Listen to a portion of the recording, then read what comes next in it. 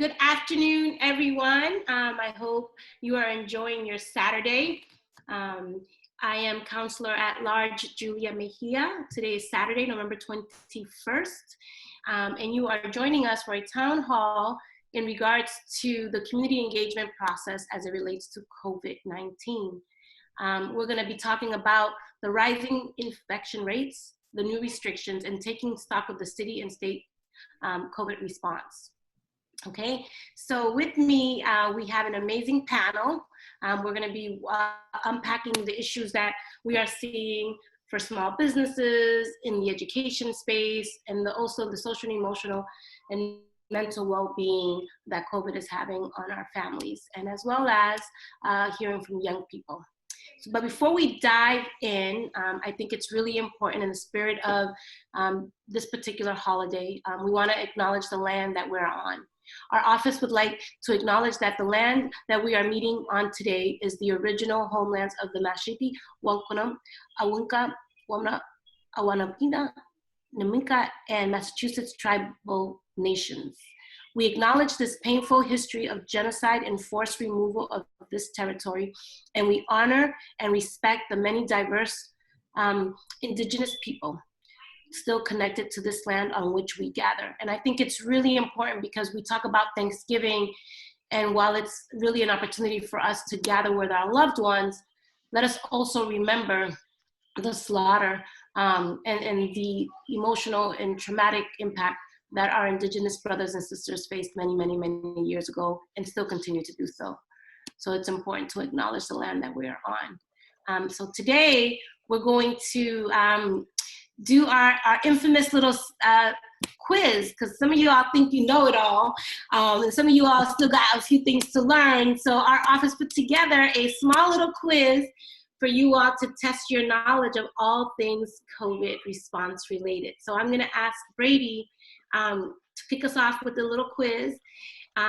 You might get a prize, or you might not, but just take the quiz anyways. We're gonna drop the quiz in the chat as well as on our Facebook live. So everyone who's tuning in could take the quiz. Brady, you wanna talk a little bit about it? Certainly, thank you, Councilor. Yeah, so this quiz is just a little Zoom poll, quizzing folks on both their knowledge of the current restrictions that we have in Boston with respect to COVID-19, as well as also doing just a little bit of a community survey just to gather some information on folks' general opinion in terms of what should be open, as well as also sort of what sort of resources the community needs. So I'm going to go ahead and launch the Zoom poll, and it should pop up for all of y'all, and y'all should all be able to complete it. And for folks who are on Facebook Live, I will send a Google form in the comments, so that way folks who are not on the call but watching on Facebook Live can complete it there too.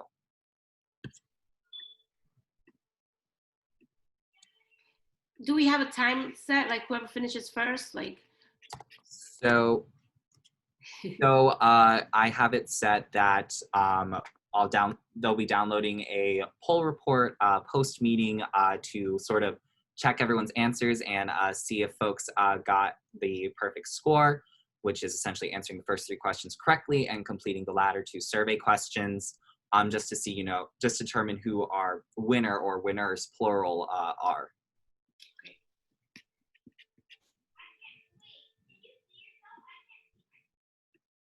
Oops. And we'll give this just a couple minutes. Oh, we got our first response. 2 responses. We're on a roll. And there's 2 out of 21, so I can keep track of how many of y'all have completed it and how many are still working through it.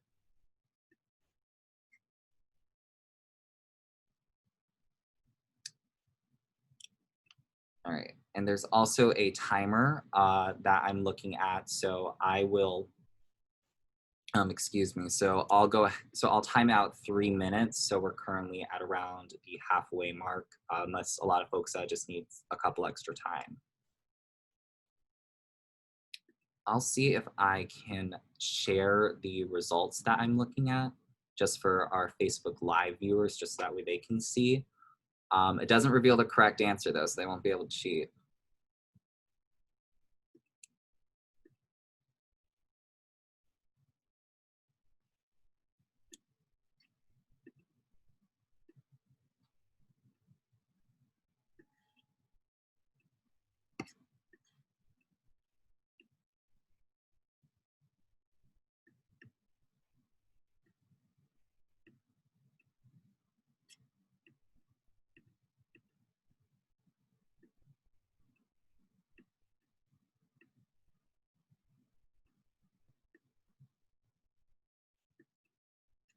All right, and is it working? Sorry, I'm having difficulties with my screen. But okay, we're at 15 out of 21 done, 71%. That's great, y'all.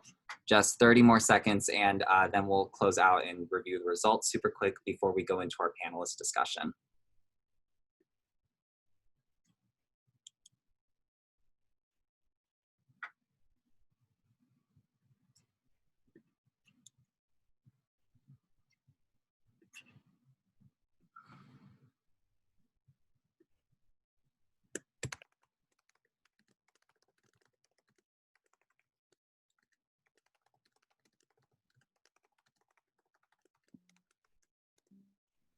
And while we're finishing up, I just want to give a shout out to Miss Susie's class from the King.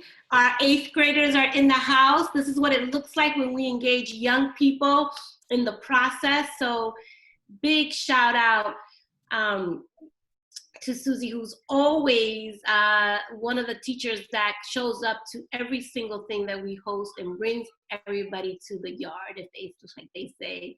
So thank you so much. We really do appreciate you and how hard you go for the community and the students that you serve. So it's so great to have the King students here with us. I know Orchard Gardens is always, the parents from Orchard Gardens are always representing. So just thank you so very much for your partnership and for always joining in these dialogues and helping us inform our thinking. So it's great to have you all here today. All right, thank you. Thank you. It's so great to see folks here. And I'm gonna go ahead and end the poll. We're at 4 minutes, so I gave y'all some extra time. And I'll just quickly go over the results. I'll also publish a poll report after the meeting for folks to view as well. So looking over the quiz, folks did pretty all right. First thing to note is that with the first question, the correct answer was B, 10 people is the current cap for indoor gatherings in Massachusetts. 78% of y'all got that correct, good job. Question number 2, for the hours that Massachusetts residents are advised to stay in home is from 10 p.m. to 5 a.m. 72% of y'all got that correct, nice job on that one. The final quiz question, under current travel restrictions, folks are required to do which of the following? The answer was E, which means essentially answer C and answer A or B. So that means you have to fill out a travel form unless you're from a lower risk state and quarantine for 14 days or receive a negative COVID test 72 hours prior to return. And then moving on to the survey questions. I see something in the chat. Yes, I will be posting a poll results and report post meeting. It's just how it works on Zoom. I apologize that you're having to listen to my narration, but we're almost through. So looking at the answers for question 4, which places should remain open, the top 3 were businesses deemed essential, public libraries and community centers, and it looks like schools was the 3rd in the top 3. And then finally, for question number 5, the top three resources / policies that should be implemented are rent/mortgage relief, food relief / benefits, and then finally, mental health care took 3rd place. So I will go ahead and share those results. Are folks able to look over that? All right. I'm going to go ahead and stop the sharing, but I will be sending everyone a poll report post-meeting for them to review the results. And yeah, that was just a little icebreaker activity we had, so thank you all for participating in that. And I'll turn it back over to Councilor Mejia. Thank you. Thank you so much, Brady. So we're going to move on. For the reason why we all joined here today is to hear from those who are living the realities and doing the work. And we're going to spend some time really unpacking things. So I just wanted to know that we have different perspectives here this afternoon. One of the perspectives that we were really hoping for is small businesses. But as you know, many of the small businesses are still open and still struggling, but nonetheless, they're managing their businesses today. So we don't have representation from the small business community, but we would like to highlight that a lot of the businesses that we've been working with in our office, we've learned that 1 in 5 businesses, restaurants in particular, as a result of COVID, will have to close. And we also know that high touch industries like barbershops and hair salons are also really struggling at this point. So the transition has been hard for a lot of folks. And as we continue to get more information, we have some of our panelists who can give us some perspective from the business community as well.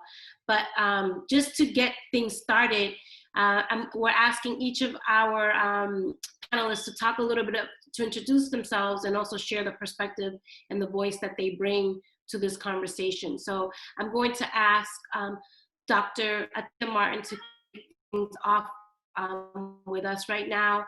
She is an active coalition and has been really instrumental in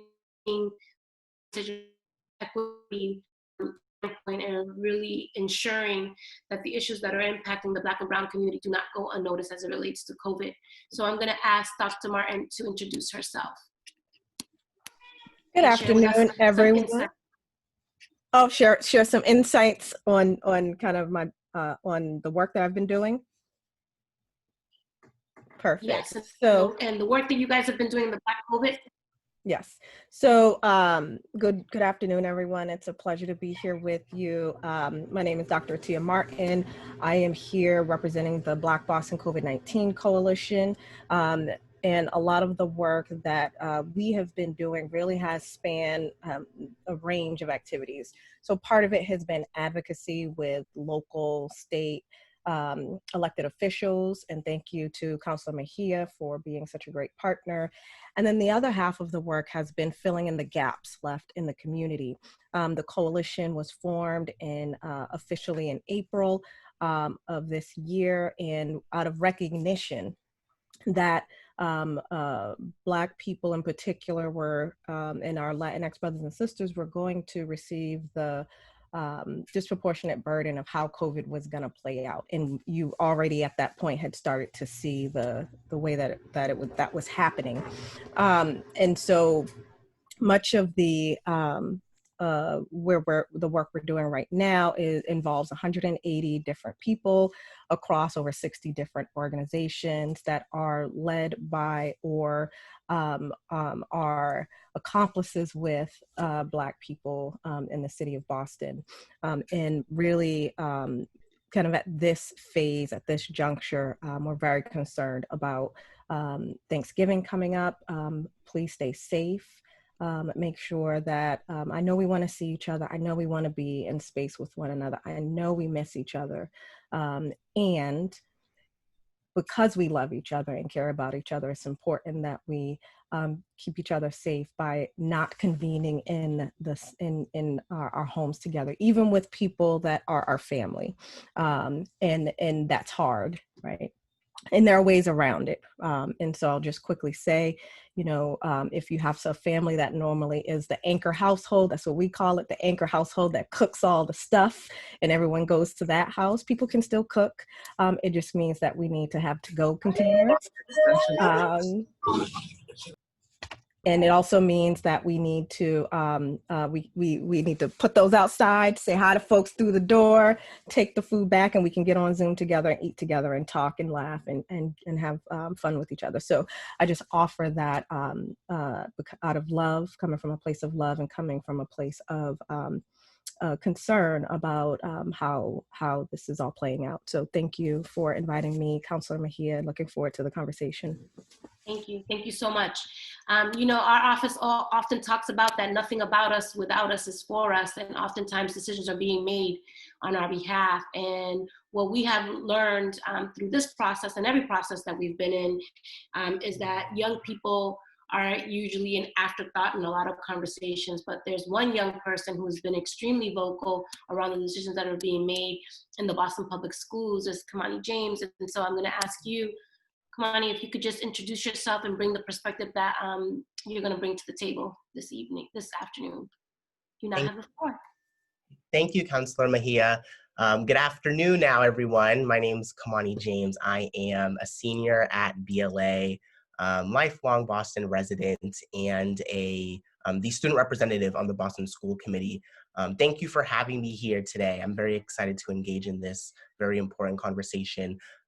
So, you know, as a student representative, I'm here to bring the student perspective and sort of what's immediately impacting students and their families. And I think what I really want to discuss today, and you know, what I plan to bring to the table is lack of information justice for students and their families. It's something that I spoke about at the last school committee meeting, and something that I really do want to push throughout my term on school committee. And what comes with that also is language access. That's another thing that I plan to bring to the table as well. And then the topic of mental health, which I also brought up at the last school committee meeting, and how COVID has impacted that.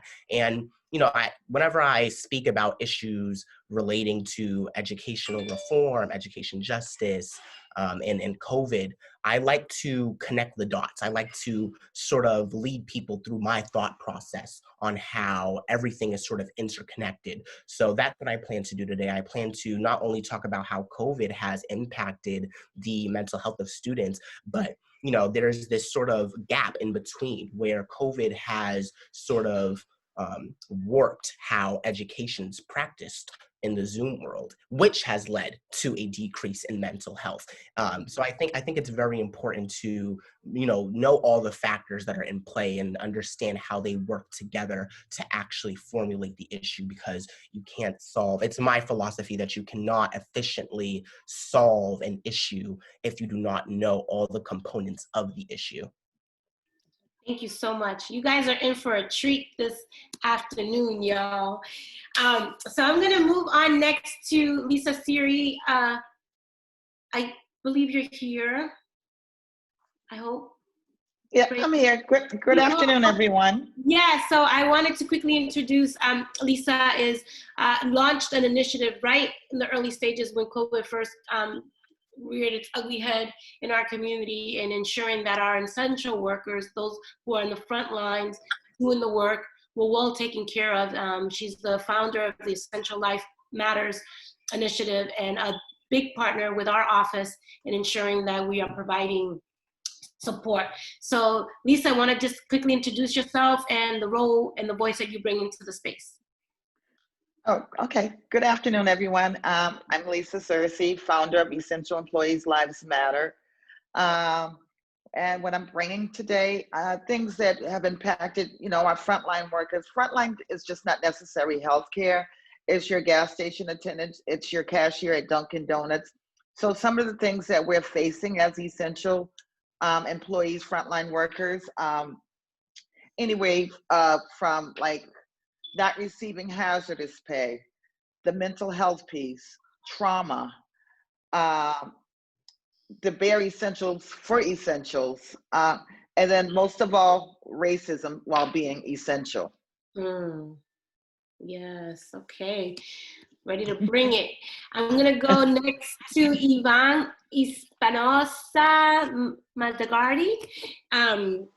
And just really quick, just to kind of help frame this particular guest, you know, we're really fortunate because we have someone here who is able to help us understand things through civil rights and the law, and also really helping us understand the impact that COVID has had on a lot of our undocumented loved ones. And, you know, Kamani, you talked about information justice, and language access is one of those things that we have seen here on the council that has made it very difficult for folks to access city services. And so, Yvonne, quickly introduce yourself and share with us the perspective that you'll be bringing today. It is a pleasure to be here. Thank you, Councilor Mejia, for your leadership and for convening us. My name is Ivan. I am the Executive Director of Lawyers for Civil Rights. We provide free legal support to people of color and immigrants. During COVID, we have emerged as first responders, providing support for food and housing security so that people can have a roof over their heads. We are helping people fill out emergency rental assistance applications. We're also helping people fill out unemployment applications. We've helped hundreds of families with those services. And absolutely, we continue to support language access initiatives and also small businesses. We have passed through over $65,000 to small minority and women-owned businesses in low-income zip codes. And so our work really does complement the themes that have already been raised by the distinguished panelists that have come before me. It's a pleasure to be here. Thank you.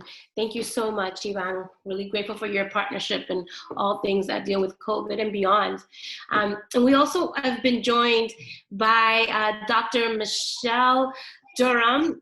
She is a really an amazing opportunity for us to really think about this conversation from the mental health. I know Kimani talked about it. That's one of the things that we have seen is the social, emotional, and traumatic impact of COVID. And so she is going to be lending her voice and helping us have some insight to what you're hearing and learning and seeing as it relates to the mental, social, and emotional well-being of young people. So want to introduce yourself, let us know who you are, where you work, and the perspective that you bring to the table. Sure. Like everyone else, equally happy to be here today. And thank you, Councilor Mejia, for inviting me. So I'm Dr. Michelle Durham. I'm an adult, child, and adolescent psychiatrist. I practice at Boston Medical Center, where I see kids and families in our outpatient mental health clinic, and also actually in our psychiatric emergency room for adults that are in crisis. I think this is a timely conversation. I think all of us are sort of impacted by COVID. As I like to say, this sort of reawakening of racism in America. And so I'm happy to talk about how do we actually partner and having everyone else on this panel and that the invited guest as well to think about how do we do this better to increase access, especially for Black and Latinx communities, to mental health care, thinking about stigma associated sometimes with accessing it and some of the challenges at least we've seen in our clinical practice at Boston Medical Center with families that do need care, but also have a lot of other competing demands, many of which have been spoken about briefly, and I hope we can talk more about it during our time. Thank you so much.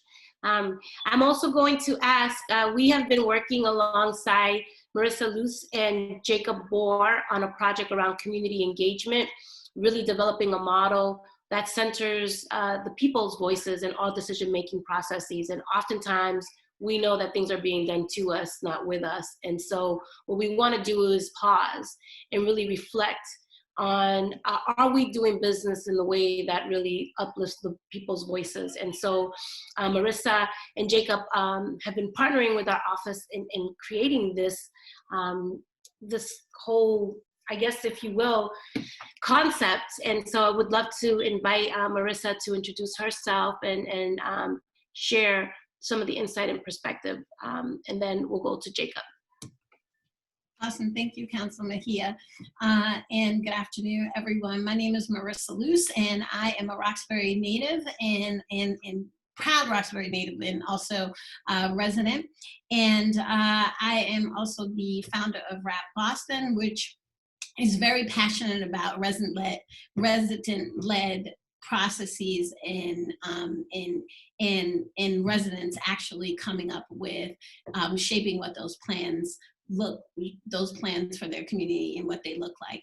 And so we have been collaborating with Councilor Mejia, and by we I mean the evaluation team, to really kind of look at the community engagement process of COVID and kind of identifying what has been working well and what are some of the areas or gaps in the process, particularly around how Boston residents have been engaged from the beginning of this process to now.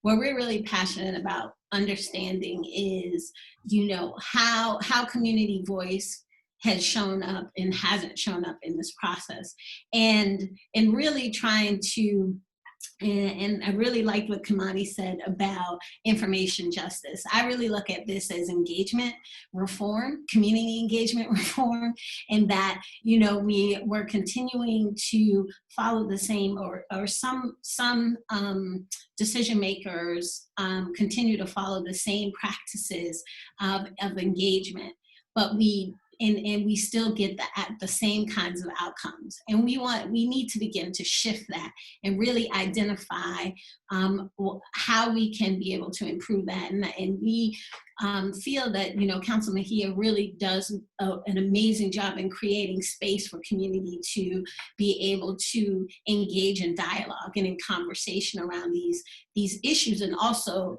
making recommendations. So we want more of that, and we want to know what people's preferences are, especially around COVID and as we move forward, because we don't know how long we're going to be dealing with COVID or the impacts of COVID. And so we want to ensure that residents have an opportunity to share what their perspectives are and what their preferences are. Excellent. Thank you for that. I'm going to move on to Jacob Bohr, who is also part of the squad here with us. And because of you, we had Dr. Mejia Durham with us. So thank you so much for making that introduction and bringing her into the space. So Jacob. You bet. Thanks for having me, Julia. So I think I got interested in this topic and started organizing with Marissa and Julia and members of her office around this, because I kept seeing the way that public health kept being asked, or public health experts kept being asked to make decisions that were really decisions for community to make, decisions for society to make. And I'll talk about that in a moment. I guess I should introduce myself. I'm a professor of public health at Boston University School of Public Health. I'm a Roxbury resident, lifelong Boston resident, and a parent of a second grader in the Boston Public Schools. But you know, it kept feeling like during COVID, people were looking to Dr. Fauci and to other sort of public health experts to say, well, what should we do? What should we open? And you know, public health can give people, epidemiologists can tell people what the various risks are, but they can't tell people how to make decisions about whether to prioritize restaurants or schools or cinemas or Thanksgiving gatherings and these kinds of things. And they also can't tell us how we should weigh the health consequences against, you know, the economic and social aspects of closing decisions. And so it really just felt like, in some ways, as a country, but also locally as a city, we were not having some of the discussions that we needed to have around what are our preferences as a community, as a city. So this is one very small piece of, one very important piece, but one, you know, we're trying to just start small and thinking about asking this question. And I think one of the things we want to engage all of you in is how do we have these discussions, right? How do we have these discussions and raise up community preferences and what people actually want, so that it's not just kind of closed door meetings happening where then you hear, okay, here are the new restrictions, now we got to deal with it. So that's a little bit of my background for how I got involved, and I'm really interested in the discussion to come. Thank you for that. What we're going to do, in the interest of making sure that the different perspectives that we have invited into the space, we're gonna do two breakout sessions, right? So the main panelists will unpack things, and then we have some folks who would join us in the dialogue. And so I think, Brady, if we could do two breakout sessions, so that two groups at the end of the day. I don't know what that would look like in the Zoom land, but we just want two groups. So you figure out that mechanics of like breaking us up into two different groups. That would be great. And then in our groups, we're gonna ask and unpack 3 very specific questions. And thinking about Jacob's framing in terms of like how things are being done to us, oftentimes with very little input, and how often that feels like the things that are important to us are not elevated. And I think it's important for us to have these real conversations, because the goal is ultimately to shift the way we do business in government. And that if we're really serious about giving people the power, then we need to create the type of systems and the structure and the infrastructure for those decision-making processes to be different moving forward.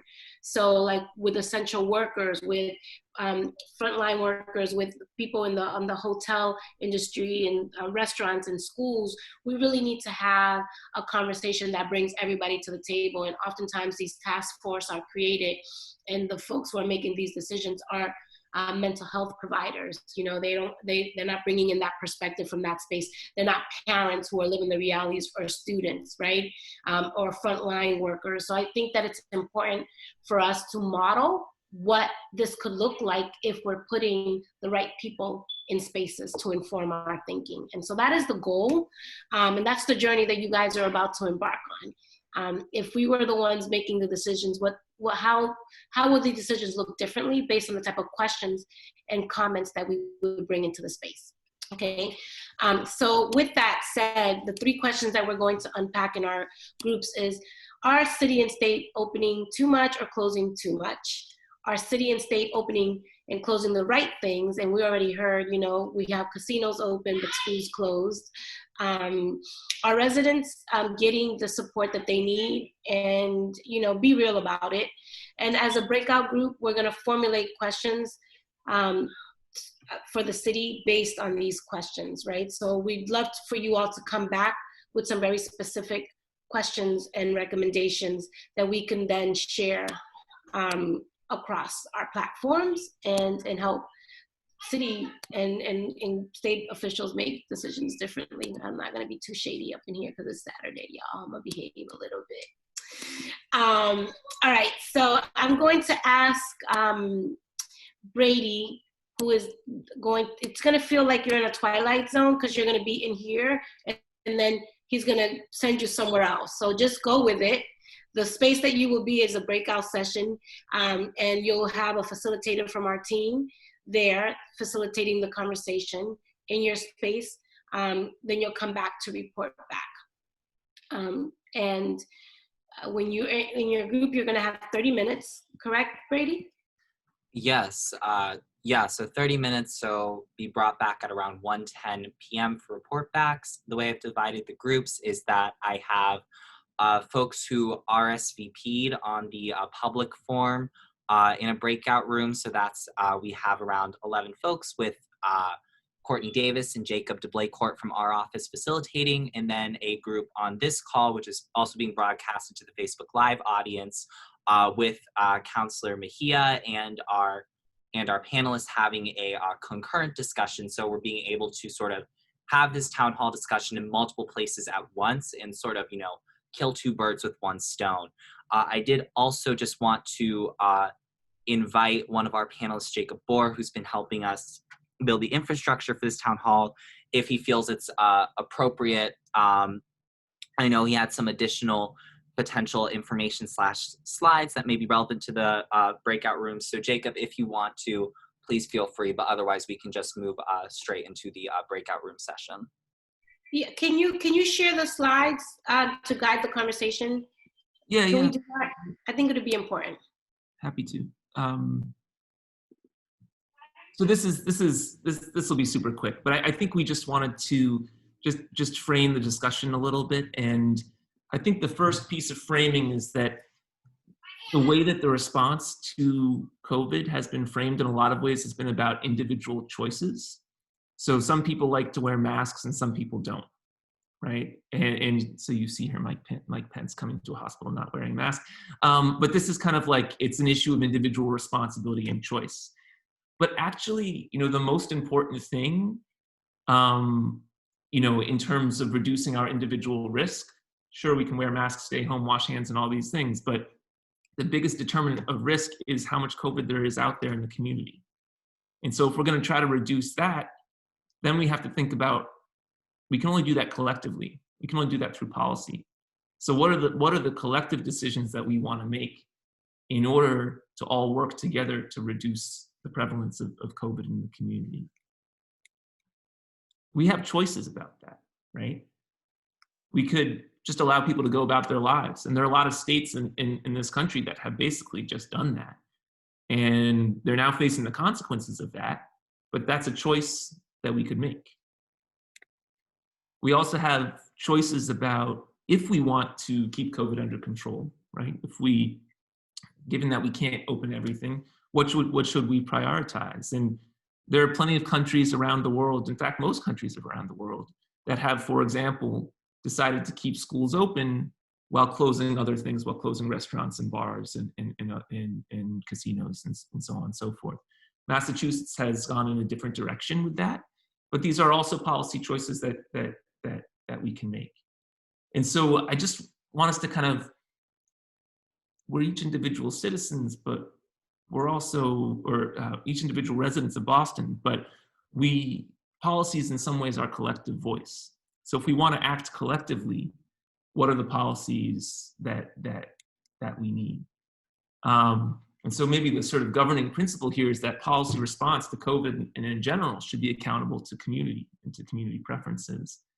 And these are the questions that Julia just mentioned in the breakout discussion, but I want to just add one fourth one, which is, how, as we think about these other three questions, how can the city's policy response advance equity, racial and socioeconomic equity in the city during COVID-19? Because in a lot of ways, we've seen COVID-19, the response, increase inequities in the city. And if we center that, how would we respond to these questions? Over to you, Julia. How exciting. This is how we're spending our Saturday, with a PowerPoint presentation and deep thoughts. But this is part of the journey, and I really do believe that, we often talk about creating space and doing community surveys, and that we've heard from thousands of people. And in reality, when they come up with their recommendations, it's like, I didn't approve that. What? So this is really an opportunity for us to pause and really think, are we working in a collective mind frame, right? And this is why I'm so excited that we have so many different perspectives, because each of you bring a very unique lens to this conversation. And I think that if we can make informed decisions when we bring everybody to the table, then I think we'll oftentimes change the impact and the results. So we're gonna do the breakout sessions, and we're gonna stay here with group 1, and then group 2 will be moving on, and then we're gonna have some fun. It's supposed to be 30 minutes, so I guess we spent a little bit of time. So what, Brady, 1:30? It should 1:15 should be, I think that's a half hour. So yeah. Call back at 1:15. I'm gonna go ahead and open the room. And again, Courtney Davis and Jacob DeBlakecourt from our office will be facilitating the other group, and Julie will be facilitating this group. So opening the room, and folks can feel free to make their way over. See them slowly but surely trickling out. All right. Okay. And, all right, they are all there. So welcome, breakout group number 1. Yes. Okay, guys. So, I'm always in the spirit of co-collaborating and co-facilitating, right? So this is a conversation that we're all gonna have, right? And I think it's important for us to each bring our unique perspective into the space. And so let's kind of start off with the first question. And again, really bringing your lens and your perspective into the room is gonna be really important. And I know we only have 30 minutes, so I'm gonna hold you all accountable to speaking in short sound bites, because if you go on and on, I'm gonna have Brady mute you, okay? Because we're gonna have to keep this dialogue going. We only got 30 minutes, okay? And maybe not everyone's gonna wanna answer everything, so let's just be super mindful of that, right? I'm not gonna force everyone. If you don't have anything to say as it relates to this specific question, no need to go have everybody answer just to keep things moving. Is that fair with everyone?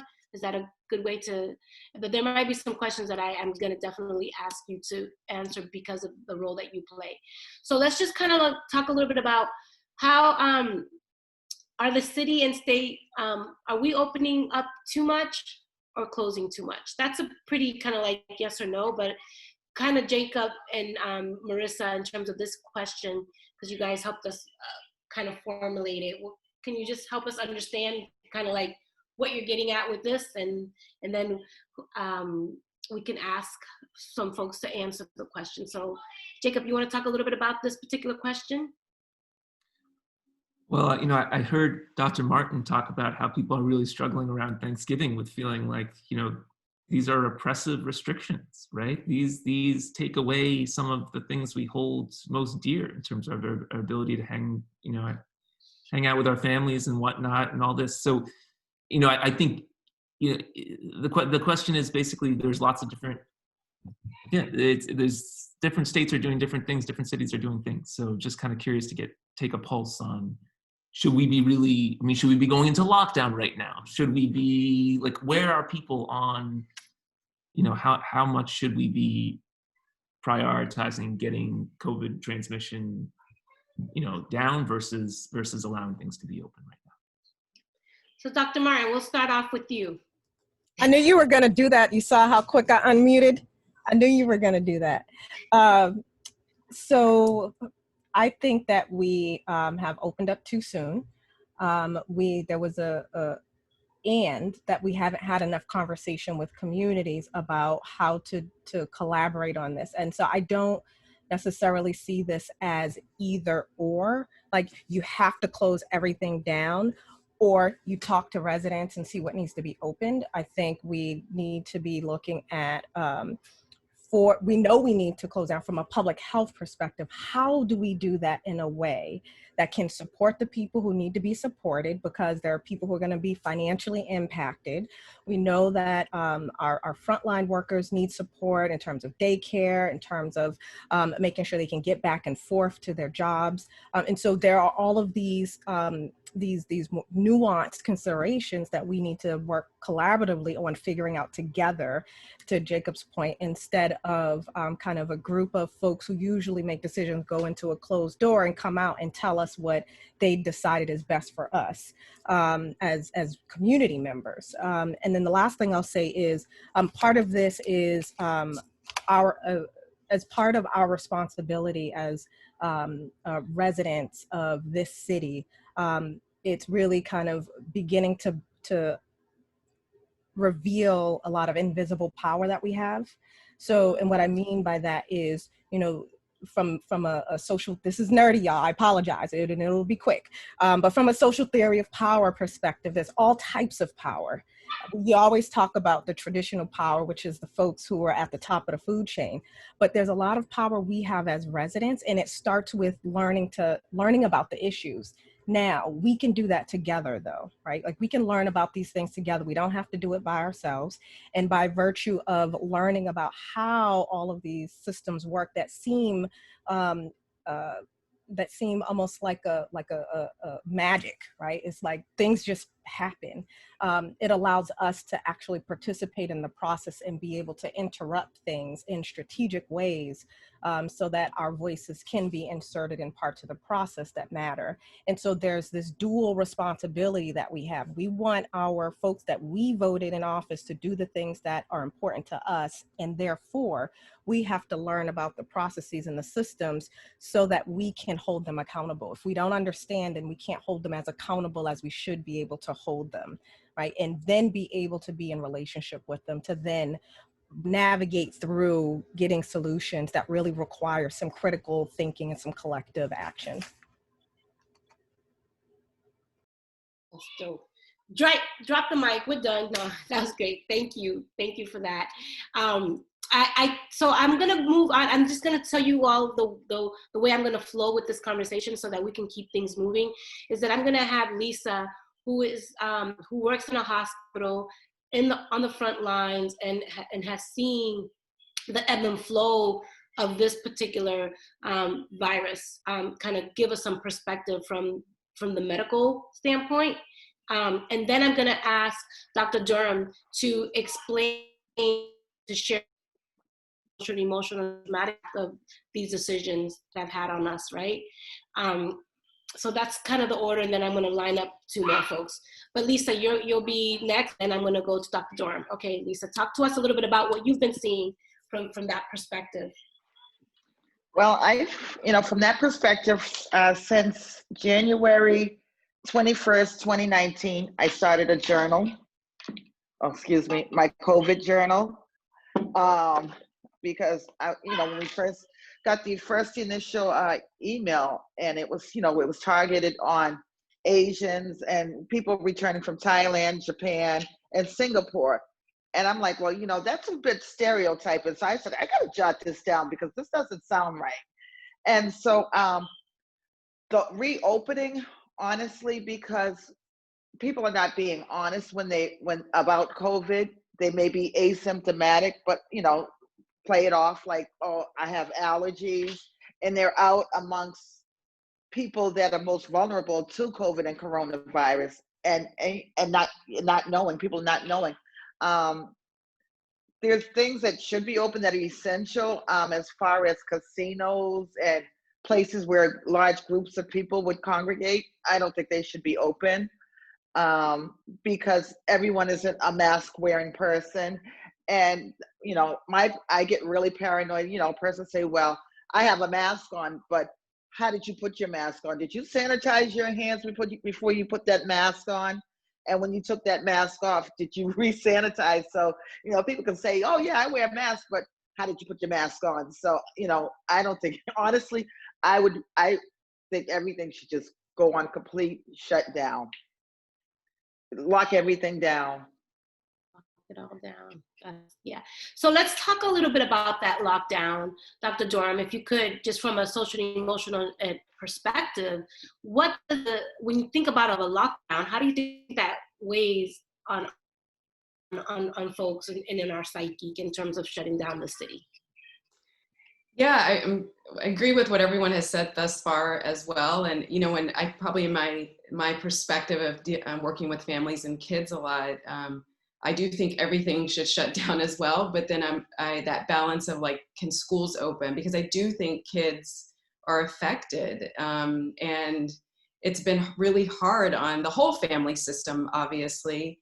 And so how do we sort of pay families to stay home and still let kids go in? And like these essential workers, I get it, you have to put food on the table, and we're seeing that with the families, at least I serve at Boston Medical Center. That's the balancing act that they're having to do. And then we have, multi-generational families in homes, and people are dying. And so moms, dads, aunts, uncles, because we know that it's disproportionately affected Black and Latinx communities, and that's just who I see in my clinic. And so you have a lockdown, you have grief, and you have trauma all happening at the same time. And I think it's overwhelming. I think families don't know what to do anymore. And how do we get this under control so that we can, in a few months, I feel like we should have done a lot earlier so that we could be at a different place now, because it's impacting everybody, no matter what spectrum you are on now of having those essential needs met, food, house, water, you have money, but that's affecting you, to people who have had to have this balancing act of going into work even in the most challenging times and worrying about how are they going to pay rent for the month. And so that's super complex, obviously. And I think, how do we hold space for those families and parents and the kids? And it's complicated. There's no one answer. And so what we're trying to do, at least in those visits at people that are engaged, at least with mental health services at this point, is figuring out, just like we all do, to sort of prioritize needs, and also remembering to take care of yourself in the midst of everything. Because I think being a parent during this time is super challenging. And how do you even take a minute to breathe among all the other stuff going on? And so I think we're not even at the peak of what the psychological effect will be at. I think we're going to be dealing with the consequences of all this in the next 2 to 3 or 4 years. I think people, not only on the front lines, you know, as Lisa was describing, of, you know, people bringing food to patients in the hospital, people cleaning the rooms, but at every level in the healthcare system of seeing so much death. I think we're gonna have a large sector of people with, you know, post-traumatic stress disorder. And so mental health access has always been an issue in our country, unfortunately, and I think it will continue to be an issue if we don't start doing things differently. So I appreciate this conversation in the sense of what can we do in the community within, you know, our, you know, when we get back to schools, but also in our health center, in the church, with community leaders and partners, because we're going to need a lot of sort of that peer building each other up, and that it doesn't, I'm definitively know not everyone has to come to a psychiatrist, but we can do peer supports and networks in some capacity, and we need to start figuring some of that out. Because not everyone needs to see, you know, someone with an MD definitively, and we can support each other in the community with church leaders and other leaders in the community. And I think we have to figure out how we're going to do that together. Thank you for that. You know, I want to go back to something that Dr. Martin talked about in terms of this invisible power. You know, I always think about those folks who have formal leadership roles and then the informal leader. And then there is this need to really recognize that, you know, we're making decisions on behalf of a group of people that are not at the table. And I think that when we think about this, and if we're looking at all aspects, I think that within the law, right, when, and Ivan, I'm gonna ask you, someone to bring a little bit of perspective in terms of what we're seeing in East Boston. There are a lot of families, there are a lot of folks who are undocumented, who have to work. And they're putting themselves at risk every single day. And that's why we're seeing such an uptick in this community. And so there's a lot of financial barriers to this, right? So Ivan, if you could, from a legal perspective, like what are some of the things that you and your colleagues have been talking about in terms of how the city's making decisions on behalf that literally are putting people's lives at risk? And what, from a legal standpoint, are you hearing and seeing? And it is incredibly complicated, as has been explained by Is my computer, or is it? Oh wait, Ivan. Okay, maybe it's my internet. Can you hear me now? Okay, there we go. It wasn't. There we go. It wasn't you, Councilor. Okay, it was you, Ivan. You were sounding like you were underwater. Okay. Sometimes my reception is bad. So this issue is very complicated because it has a public health angle and it also has the economic angle. And to put it in the legal perspective, undocumented people don't have access to unemployment, right? So you can't opt to leave your job, or even if you get fired or get furloughed or get let go through layoff, you can't go to unemployment. Right, so let's be very clear about that. There is no unemployment. There are no benefits that undocumented people are able to get. And so we're talking about a highly vulnerable population whose livelihood depends on going to work, because we have no budget, no pocket of money that they can access. And so that's a huge legal problem right there. The fact that these families have been deprived of opportunities to remain safe and to remain stable because they don't even have access to unemployment benefits. And the other thing here, which is also very important, is just how most families, even those that are documented, are just one paycheck away from poverty. So if you are a low-wage worker, and you are being told that you cannot work, that places you in a deep state of precariousness. We're talking about families that are one paycheck removed from eviction, one paycheck removed from starvation. And so we're also working with even documented families who don't have access to food, to rental assistance.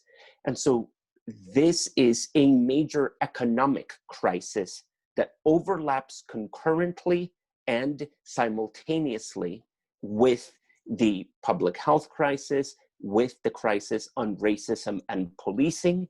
And so the legal angle here is that we don't have enough programs on the books. We don't have enough support to be able to provide meaningfully for these people. At the very beginning of the pandemic, families were going to be evicted. And so the state implemented a moratorium after organizations like Lawyers for Civil Rights came out requesting it. That should have been, from the get-go, the way the government responded. It shouldn't have taken so much advocacy just to get the moratorium in place. And now the moratorium is even gone. So we're starting to see a bunch of eviction proceedings starting to be initiated in neighborhoods like East Boston. And so this is a major legal issue. And it just shows how weak our safety net is. We barely have a safety net. People were looking around saying, if I get sick, who's going to pay for me? And we don't have medical leave for the majority of people. And so these are the type of gaps in the safety net that are so critical. I'm talking about being able to not work and still rely on something like unemployment, which undocumented people can't do. Not work and because you're sick or because you're infirmed, and not be worried about getting evicted. That's another major issue here. And so whether it's unemployment, housing, or other safety net systems, we don't have them. And we've been pushing for the state to create pockets of resources and programs to help these people. But it's extraordinarily slow. The system moves too slow to be able to keep these families in place. And frankly, it places lives at risk. And so from the legal perspective, what we see are structural and systemic gaps that are particularly hard for people of color and particularly hard for undocumented people. Thank you for that. I'm sorry, Councilor Mejia, I just want, there's just two quick things that I think are really important for context, because from what Yvonne just said, one, as we're thinking about who undocumented people are, I know in our minds, because of national media, we think, oh, it's Mexicans, or, oh, it's only, people from Latino countries. And in Boston, we have such a diversity of people from all over the world who are both documented and undocumented. So that means even the Black community, when we say Black community, we're not just talking about African Americans or Caribbean Americans, right? We're talking about people from Africa. We're talking about a huge diaspora of people. And when we say people from Africa, that's 57 plus countries we're talking about. And so when we think about Asia, all of those places, like there are a ton of people who are right here in Boston across all of these nationalities who are kind of at this intersection of people of color and undocumented. And then the second quick thing is just acknowledging that to the point that Dr. Durham raised is this intersection of not waiting until post-COVID-19 to be looking at preventative measures for how we support people, and not only through traditional mental health supports, but how we leverage our community, to help support the individual and community resilience that we know we can support by taking action, by collectively supporting one another. So I just wanted to just quickly point out those two things. No, I love that. I'm going to go to Kamani next, but I wanted just to say something to that point, is that our office is working right now with 2 clinicians on developing a workforce development mental wellness program so that we can support barbershops, hair salons, educators, and creating an opportunity to have a conversation around the trauma that the folks that their own trauma, right? But then also the people that they come in contact with, as a way to kind of help begin those conversations in our community, so that it feels like it might be a low touch, but it's also an opportunity to talk about trauma because just being poor is traumatic. Having grown up in poverty, I know that every day what it was like not knowing whether or not we were going to eat or whose house I was going to stay at, right? And that COVID has just made it worse for a lot of folks. And I think that that is an opportunity, if you will, even though COVID is here. I think it's how we seize this moment and how we utilize this moment in time to change, because I'm not interested in going back to normal. Normal was never working for us, right? It's how we move forward, moving from here. I'm gonna go to Kimani. I see we have a 10-minute warning. I don't even know how that's possible, and I'm mad at Brady for even letting me know that.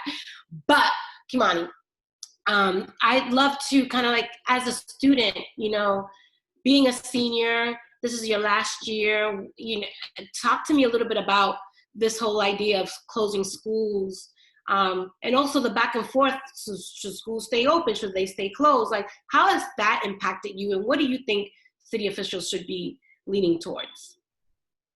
Thank you. I think that is a very complicated question, a very complicated discussion. I think that, you know, the state of COVID in Massachusetts, and especially in Boston, and in individual neighborhoods that have very high demographics of people of color and in the Latinx community, I don't think it's safe to open up schools. I just don't think it's feasible at all. And many students and families would agree. But then there are those who have students with high needs who do need to, you know, do need that sort of in-person learning environment to really, you know, learn the curriculum and, you know, be engaged in their academia. And I think that, you know, when we talk about sending, I think you know, the conversation is somewhat split into sub conversations. You know, when we talk about, you know, how do we approach our students with high needs, I think we need to be very careful, like extremely careful and meticulous in how we build the safety circumstances and, you know, get the resources we need to actually make those school environments safe for our students with high needs. But I think that where we are right now, you know, it's clear we're at an inflection point. I think that, you know, having these two sort of sub conversations, I think it's really important to keep in mind that there are thousands, hundreds of thousands of, you know, students on, you know, doing online learning. And I think that for me and for a lot of the students I've spoken to, I think the main concern is, you know, the effectiveness and how pedagogy is being practiced on online learning, which leads to mental health. Pre-COVID, you know, like you were saying, Councilor Mejia, you know, we don't want to go back to normal because normal was never working. You know, before COVID, when we were in schools, we already had issues around funding and whether pedagogy was, you know, actually effective to our students and whether students were actually being engaged in the curriculum and being able to not just memorize and dump on a test, but be able to sort of, you know, have conversations that connected to societal issues and things that were going on in their communities and sort of implementing that in their learning in school. And I think that, you know, we've been struggling with that. We have been struggling with that. And I think COVID has exacerbated that. And it's come to the point where, you know, it's sort of a mess. It's better than the spring. Online learning is better than the spring, but it still has a lot of work to do. And it doesn't necessarily feel as though that work is, you know, the necessary work and energy is being put into online learning to make it more effective. And it's leading to a decrease in so many students' mental health, including my own. All this week was the last term in my school. I have gone to sleep on an average of about 4:30 in the morning, doing homework and other work, and I get back up, you know, about 4 hours later, around 8:30, to wake up to do a class at 9, and then I do it all over again. And you know, there are other students who are going through this, and you know, it's a very long conversation, but you know, I brought this up at school committee. We need to start, like Dr. Martin said, and I think she phrased it beautifully, we need to start outreaching to students directly to see what it is that they need to be successful on online learning. And additionally, we need to be reaching out to our teachers and our schools to see how we can better support our students, I think is really, really, really important. And, you know, I just want to sort of reemphasize that the three levels of power in the sociological theory. I said this at school committee. It's the political elites, it's the interest groups, and it's the mass population. And where we're failing is that we're taking people from interest groups. And while that's great, that is great. I'm not saying that's wrong. I'm saying that the community is getting upset because it's specifically the part of the community that's a part of the mass population. It's those people that aren't being reached out to. It's those people who are being left out of the discussions. And I think in order to really move forward on the state of COVID and really make sure that the policies being passed are representative of what the community thinks, we need to start being more strategic in who we reach out to, how we reach out to them, and then what's the impact of the situation itself. That's right. Okay, drop another mic up in here. This is a drop mic Saturday, and all that is so true. I'm a single mom. My daughter's 10 years old. It has been very challenging for me in this transition because she, especially with her body image issues, there's been, she's gained a little bit of weight and she feels a little bit, isolated from her friends. Now, we've been lucky now that she's in a learning pod, but it's not the same. And I think that the social and emotional impact that not being in schools are having on students, I've heard from students who feel suicidal.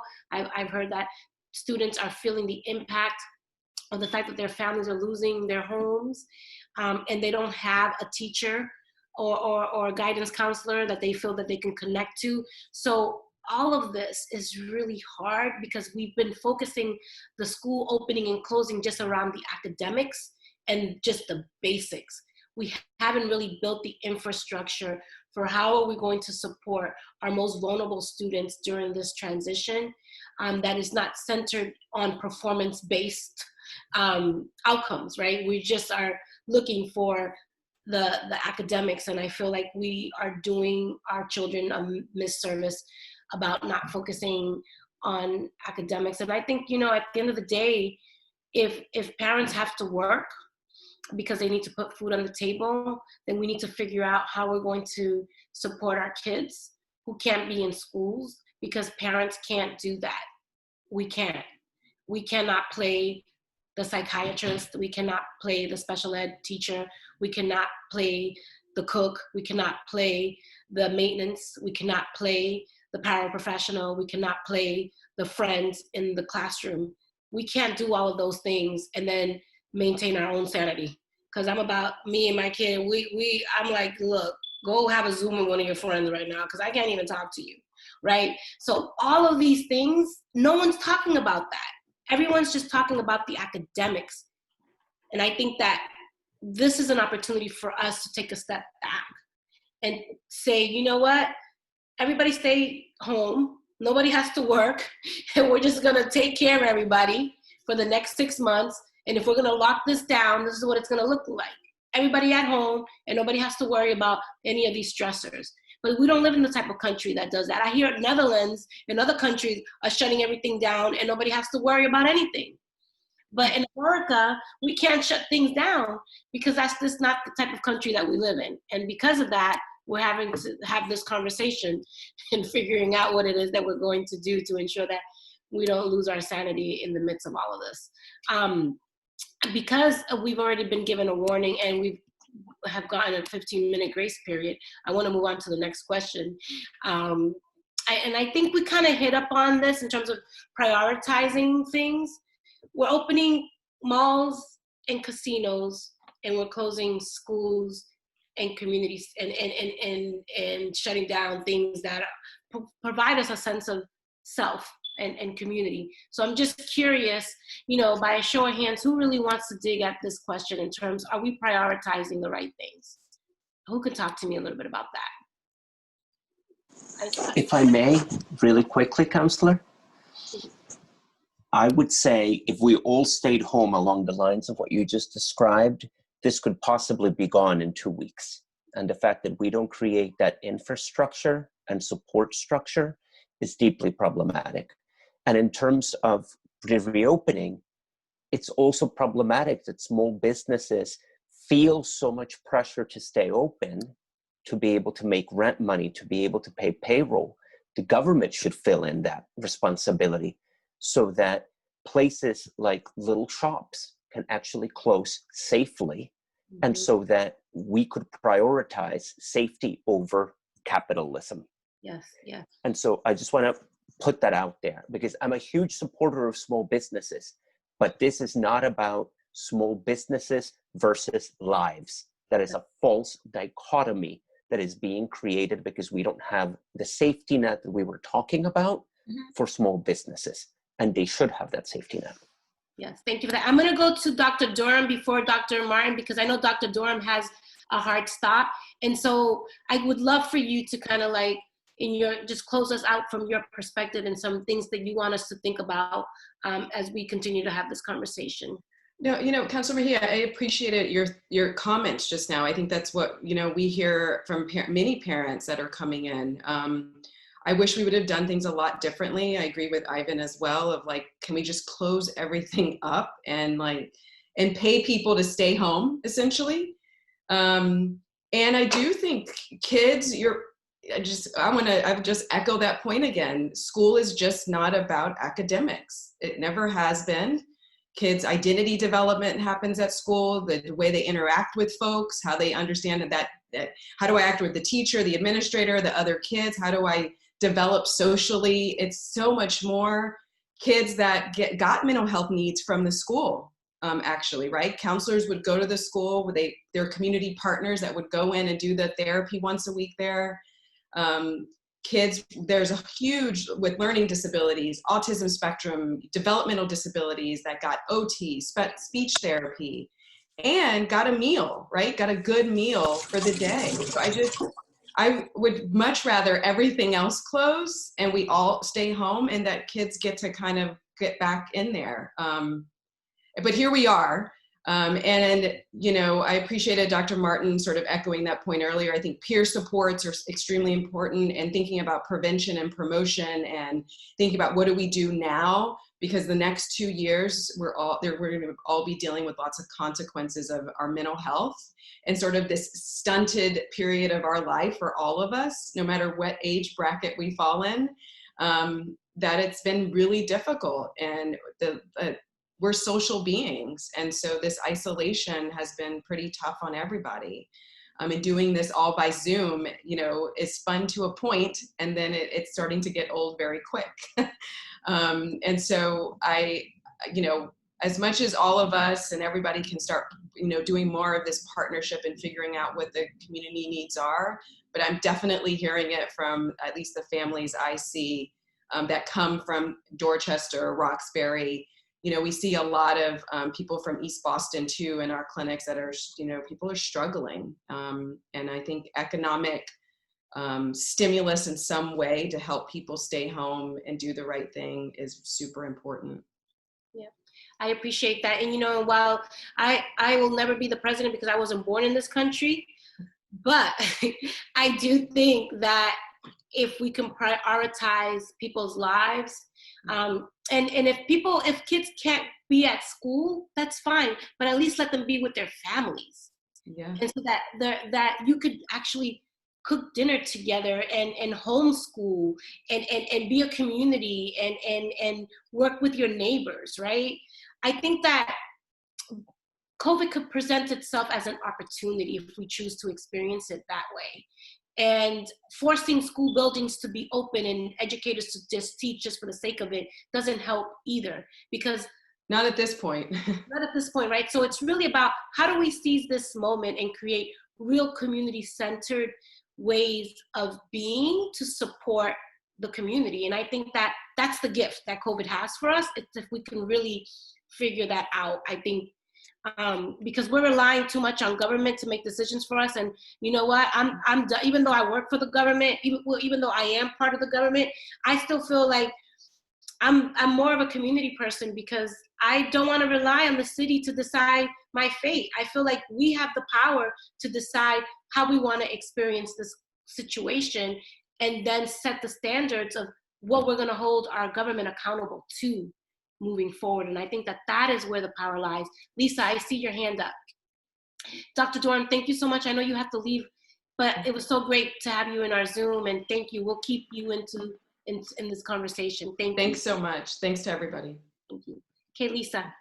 I just wanted to chime in a bit about, because my son is an educator, and the stay home for BPS and charter schools, that sounds good. I mean, if it had to be, but I think it would be a push on the accountability of the network, the collateral resources, as far as the in-home therapists, the clinicians, the educators, DCF, because doing this work for so long, just not essential employees, but the work in the community, the safe haven was BPS, the safe haven was school. That person, that go-to person was Miss Lisa at school, was Miss Julia at my after-school program. And as far as feeding our BPS students, I think, their only good meal of the day would be at school.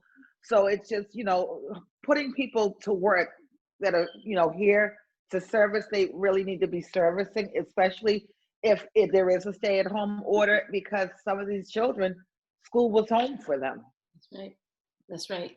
That's right. And thank you so much for bringing that into the space, because you are right. In many ways, it was a lifesaver for a lot of students, particularly students, also students who are experiencing issues around identity and being fully expressed, and being in homes where they don't feel loved or nurtured, right? And so it's the escape. And I think that when we think about, I think we kind of already touched upon some of the support needs, Marissa and Jacob, through some of the things that we've heard here.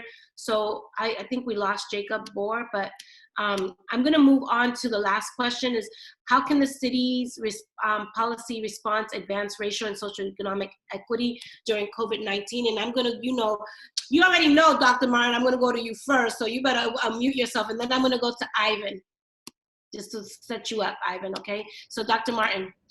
Yes, ma'am. So the shortest way to say it is stop thinking of racial equity and social justice as something separate from the work that we're doing. Right? We tend to talk about it as an extracurricular activity that we don't have time for, as opposed to how we do our work. Right? That there's a disconnect there, and so the first step is to stop to look at this response through the lens of the data of who's disproportionately being impacted, and making sure that there's an alignment of the resources that the many resources that are coming from the federal government, that are coming from the private sector, that are coming from nonprofits, and making sure they're going where they're needed with as few pass-throughs as possible. Because every time you add a layer of pass-through, that means that someone's administration has to be paid, they have to get their indirect cut, and by the time the resources get to the actual people who need it, they've been watered down. And so really figuring out, how do we make sure we get these resources into the hands of communities? How do we partner better with communities? Because one of the ways that oppression is cemented in institutions is by excluding our voices and our choices from processes.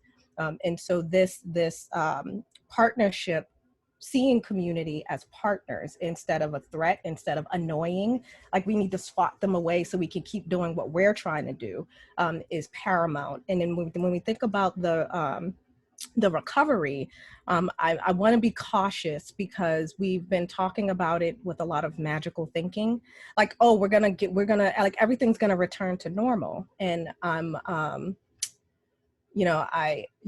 we use a lot of languages like, oh yeah, because when we're able to get together again and be in meetings without these masks and all of these things, like, I'm concerned also about how that is going to impact our mental health if we keep setting ourselves up to think that one day, next month or next year, next summer, we'll be able to, everything will just go back to the way it was. And the reason that's so important is because it means that we need to think differently about workforce development, right? What jobs are we preparing people to get now that we understand that there are some sectors that have been obliterated, and in some cases may not fully recover, right? And so what does that mean for what kind of economic opportunities we're preparing people to take advantage of, both from employment perspective as well as business owners from an entrepreneurial perspective, and that we're actually thinking about that now as we transition to reimagining what does living with COVID look like, even when there's a vaccine, right? And the reason I'm saying it that way, and I hate to be a little bit of a Debbie Downer, but I say these things because we currently live with the flu, right? And we know that every year there's a different flu vaccine and we have to take it, and people still get sick and people still lose their lives to the flu, right? The coronavirus is a different kind of virus. It's more lethal. It's easier to catch. And so just like we have to live with the flu, we're going to be having to figure out what does it mean to live with coronavirus. And so for us to be preparing for that from an economic perspective, what that means from a social services perspective, and what does that mean for our opportunities, to your point, Councilor Mejia, to reimagine education. Because there's in many ways, yes, school is much more than academics, and there were because some of our schools, most of our schools are so under-resourced, they were barely getting the more than academics part of it. They were barely getting the academics part of it. And so how do we just think differently, take a step back and talk to some of the folks who've been involved in homeschooling and community in Boston for people of color, and start talking to folks who have been working towards setting up alternative types of schools, so that we can really just reground ourselves in who we want to be and how we want to be in terms of jobs, entrepreneurial endeavors, education, and most importantly, how we connect with one another as a community. Thank you for that. And I'm going to be mindful that we have 3 more minutes left, and I want to ask Yvonne to kind of just answer the same question in terms from the city's response to advance racial and socioeconomic equity during COVID-19. I think we've done a decent job, but there's a lot more that we need to do. I completely agree with everything that Dr. Martin just described. It is so important for us to re-envision what the safety net looks like, how unemployment and paid medical leave work, how positions can be done virtually, how we can transition even expectations, because many foundations used to say, oh, if we don't have certain metrics and accountability, and we need to do this, and need to do that, and paper this, and document that, and all of a sudden when COVID hit, there was tremendous flexibility, and nobody died, right? When it came to taking down those Byzantine Baroque requirements that none of us want to live with anyway. And so why not take down those barriers to equity and access? Why not build more opportunities that are more accessible? I think that's what the question really is, right? We're talking about city support. We need to be moving in a direction of making sure that the city can provide that safety net if it's not coming from the federal government or from the state government. We need to make sure that small businesses have the resources to thrive. We need to make sure that kids have access to internet if their parents can afford it, right? All of those are things that we need to be doing affirmatively instead of doing defensively in order to just catch up. We need to be 2 steps ahead, because as Dr. Martin just explained, this isn't something that's just going to happen now. What normal looks like moving forward can be very different, and we need to take advantage of that and not lose sight of the fact that just having Biden, Harris in the White House will not make any of these problems that we talked about over the last hour go away. That's right. That's right. You know, I'm going to have Marissa talk a little bit about the role that community plays in shaping this conversation, and how you've been able to do this, Marissa, in a number of different ways in terms of that level of engagement. Can you just talk a little bit about, if these are the things that we want, how can we as community really lead in that space?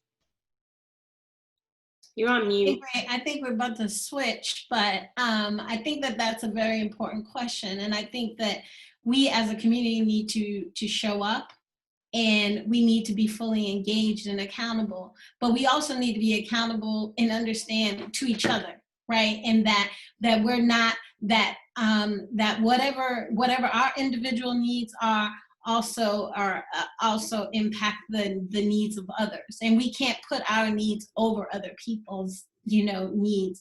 And I think we have to work more collaboratively together. No matter where we all fall on the pendulum, we all need to make sure that we're engaging. We need more people voting. None of this is going to change overnight. But there needs to be a strategic and a collective effort around addressing systematic racism, structural racism in our country, right? And that starts at that voting booth, right? And that you're not just voting for yourselves, for your family, and for those in your community. You're voting for those who cannot vote too, and who will be voting later.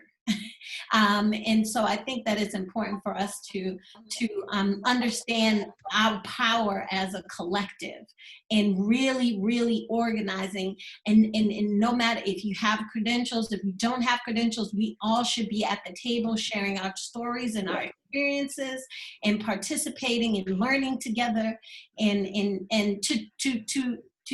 to really have the change that we're looking for in our community. And I also know Irvine had asked a question about where women in the workforce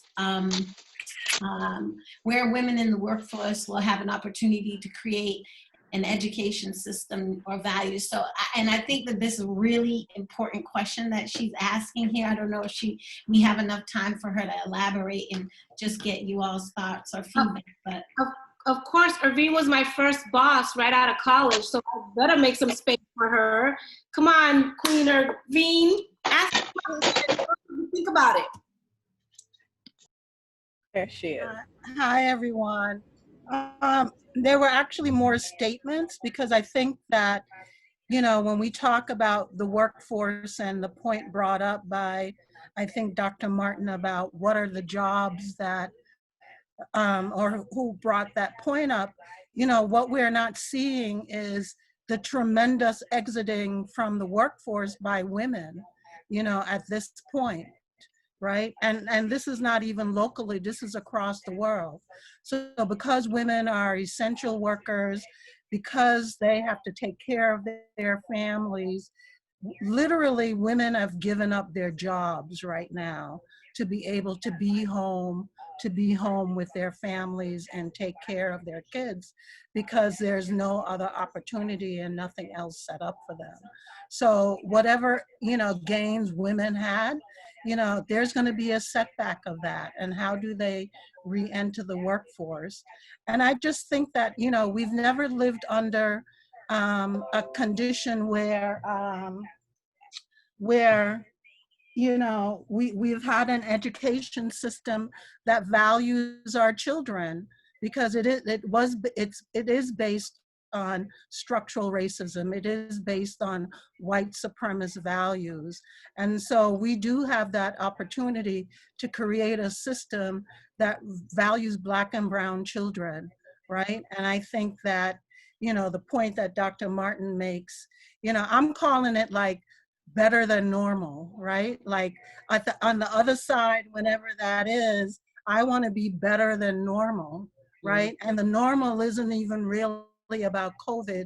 The normal is about, how we entered COVID, right? That COVID, highlighted, COVID is that, that yellow mark, highlighter, right? That we all used in our books, and it really like highlighted conditions that we know was there, but it also allowed other people to see it as well.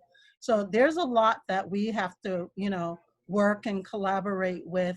And I think a lot of that is internally ourselves as community, that we may not be united on every single point, but if we're moving in the same direction of healing, if we're moving in the same direction of love, if we're moving in the same direction of dismantling, structural racism, right? Then we're all moving in that right direction.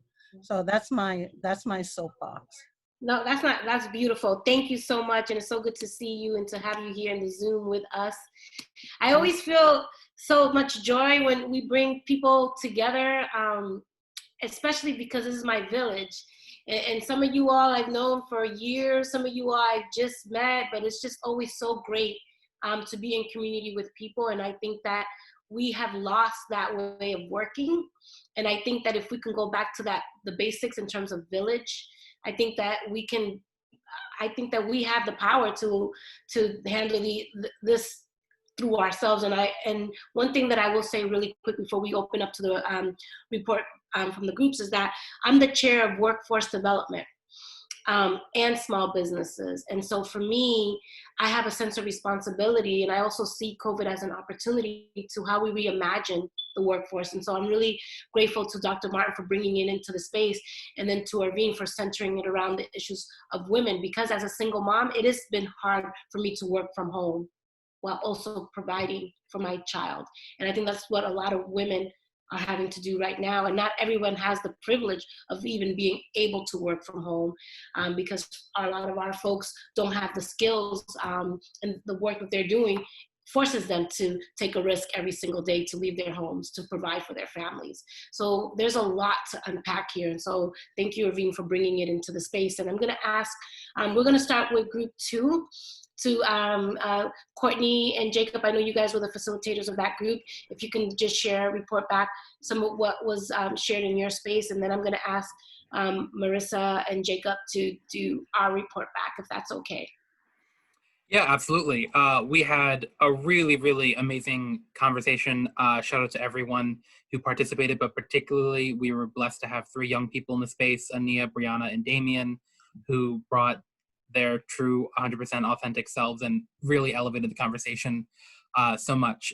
So in terms of opening or closing too much, we had differing opinions, which I think makes for a really exciting space. We had some people who thought that we were closing too much and that the lack of community spaces made them feel like there was a lack of community. And I feel like that's an important point to uplift. Other people definitely felt like we were opening too much and that the processes of opening have been very confusing. One person in our group had to submit paperwork through their organization to ensure that they could not work in person. They needed to work from home because of particular reasons. But every time they had to resubmit it, the process changed. So there's a lot of confusion and a lot of hurdles that people have to jump through just to make sure that they're being safe. So that's a big failure in process that we're seeing. In terms of what should be prioritized, people definitely felt that people's illnesses need to be prioritized, proper ventilation in buildings need to be prioritized, better communication. We're seeing, this 9:30, 10 o'clock curfew, but we also have a large homeless population in Boston, and how does that apply to them? So how are rules being applied equally across all groups of people? And then finally, in terms of questions, we had some really, really amazing questions, particularly from the young people in the space. We had a question about people whose job it is to travel cross country like truckers. How are we making sure that their workspaces, which is very confined, is being maintained hygienically? We're also seeing, what few open spaces that we do have, like parks, are being overrun with things like needles. So what spaces are open and available outside? How are we actually making sure that they're being maintained properly and hygienically and safely for people to play in? And then I think the best questions that we had were around just like some psychological and social emotional factors, mainly around, we had students leave schools because they weren't safe. How are we going to make sure students feel safe in these buildings coming back? And likewise with the vaccine, we are unfortunately in a situation where a lot of people are very doubtful of medical science. And how do we make sure that people are comfortable taking these things? So it's a matter of not just understanding the science, but making sure people feel the importance of that scientific data and make them feel safe in the process as well. And then just one last thing that I really wanted to point out that was just, kind of a shockwave is, obviously we're going to see schools reopening at some point. Who's going to get the priority? Is it going to be majority minority schools, or is it going to be the white schools? And that was something that was real, and that came up in our conversation, and I just wanted to elevate that. So thank you for everyone who participated, everyone, but particularly the young people. Yes, I love the truth. Which schools? Who's going to be the privileged to go back and get what they need, and who's going to be the ones stuck at home hoping and praying that they don't get left behind any further? I really do appreciate that realness, and I think that creating spaces like this allow us to be honest and vulnerable, and hold ourselves accountable. So I'm really glad that you all went there. So thank you for that.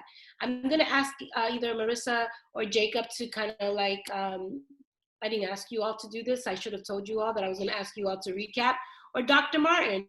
I'm sure not. I was the facilitator. I was too busy trying to facilitate. So one of y'all three are gonna have to report back. Who wants to do it? Because I'm not. I think we should stay true to form. Let's kick us off, Dr. Martin. Dr. Martin, absolutely. Oh boy. Thank you for the vote of confidence, y'all. And I suspect there's a little bit of self-interest, so you don't have to do it, but all good. So that we talked about a lot. But I guess the most succinct way to say it is, number one, that we do need to close things down, and we need to figure out how we can support families to be able to make it through the time that we're going to need to close down. What kind of supports do people need? And especially our frontline workers, especially our undocumented residents who do not have access to unemployment and other supportive services.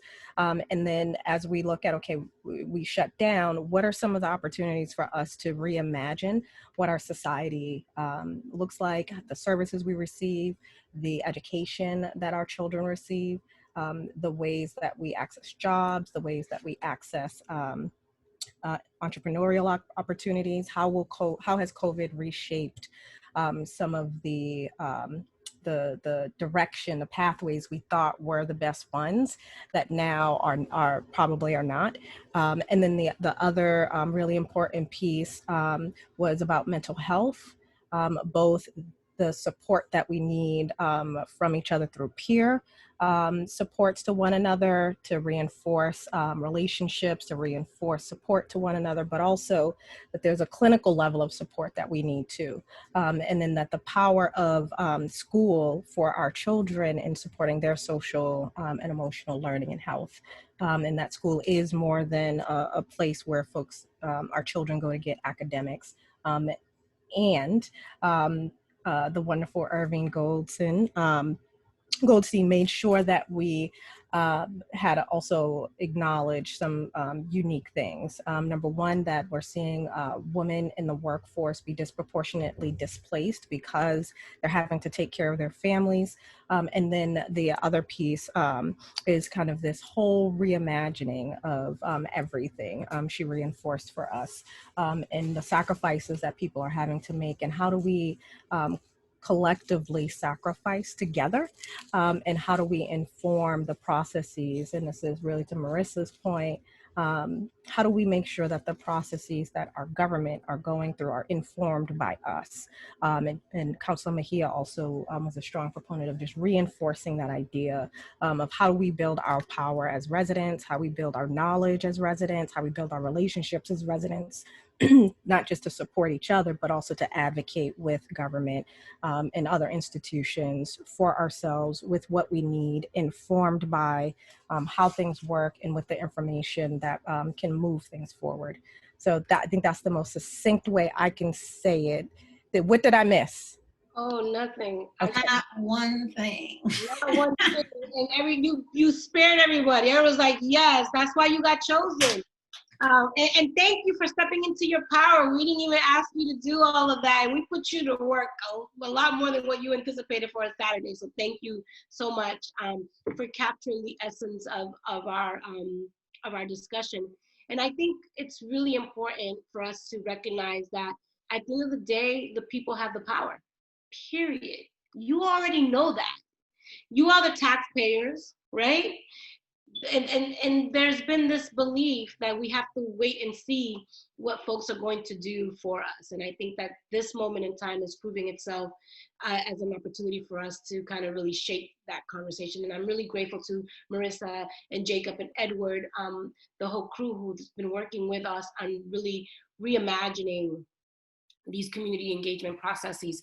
So I'm going to ask, in terms of some really solid next steps, because you already know I'm not one to have a conversation about the conversation just for the sake of having the conversation, because we're already tired of that way of being. We're really looking at systems change and designing an infrastructure for what real community engagement looks like in the time of COVID and beyond. So I'm gonna ask Marissa and Jacob to talk a little bit about some of the next steps. We have some focus groups and things of that nature that we're gonna be working on. So Marissa, do you wanna kind of give us a timeline and things that we are gonna be doing and what you'd like for the group to do right now? Yeah, so I'll give a quick overview in terms of a general timeline, but also kick it over to Jacob to talk a little bit more about the focus group.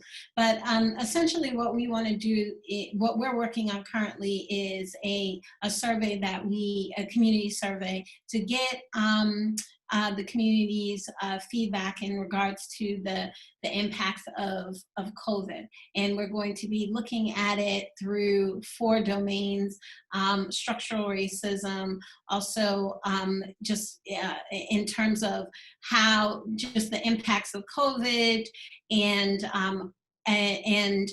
so through this survey, we're asking and wanting the community to give their feedback and their input, so then we can be able to share that information back. And again, this survey is not, we know that there's a lot of surveys out there and are happening right at this moment in time. But the goal again is to really help to inform what our new community engagement process, what this reimagine our community engagement process, but also to provide the community with information that supports their position, right?